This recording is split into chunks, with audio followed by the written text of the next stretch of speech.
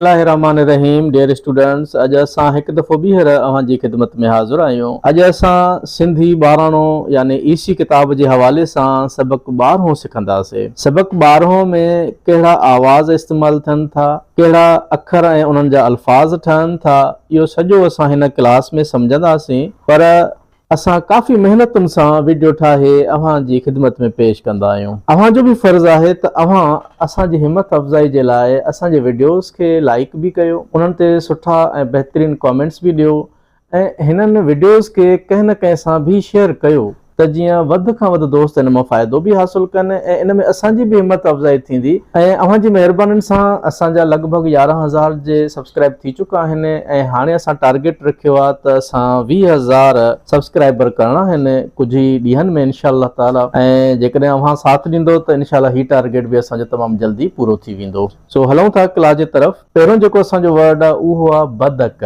हाणे बदक जेको लफ़्ज़ आहे इनखे जेकॾहिं असां हिजे करे पढ़ंदासीं त असां पढ़ंदासीं बे ज़बरा ब, दाल ज़बरा द, काफ़ ज़बरा क, बदक। हजे ज़रा ही, अलिफ ज़बरा अ, ही अ, बे ज़बरा ब, दाल ज़बरा द, काफ़ ज़बरा क, बदक। अलमद आ, हये हे आहे, बदक हीअ बदक आहे। हाणे हिन में छा आहे, हिन में ज़बर जो इस्तेमालु कयो वियो आहे, यानी अखर त उहे असांजा साॻे रिपीट पिया थींदा रहंदा ऐं आवाज़नि खे असांखे सम्झणो हूंदो आहे। ॿियो लफ़्ज़ असांजो अचे थो ढाल ज़बरा ढ, काफ़ ज़बरा क, ऋण पेशो णो, ढकणो। हये ज़रा ही, अलिफ पेशो ओ, ही ओ, ढाल ज़बरा ढ, काफ़ ज़बरा क, ऋण पेशो णो, ढकणो। अलमद आ, हये हे आहे, ढकण हीअ ढकणो आहे। उन खां पोइ लफ़्ज़ असांजो साबुण, स्वाद अलिफ सा, बे पेशो ब, ऋण पेशो णो, साबुण। हये ज़रा ही, अलिफ पेशो ओ, ही ओ, स्वाद अलिफ सा, बे पेशो ब, ऋण पेशो णो, साबुण। अलमद आ, हये हे आहे, साबुण हीअ साबुण आहे।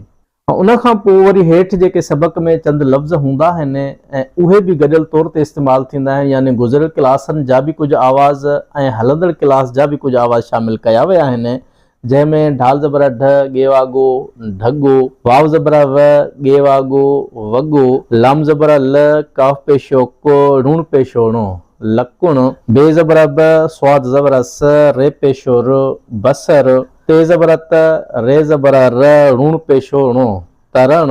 वाव ज़बरा व, गेवागो, वगो, ढाल ज़बरा ढ, काफ़ पेशो को, ढक, वगो, ढक।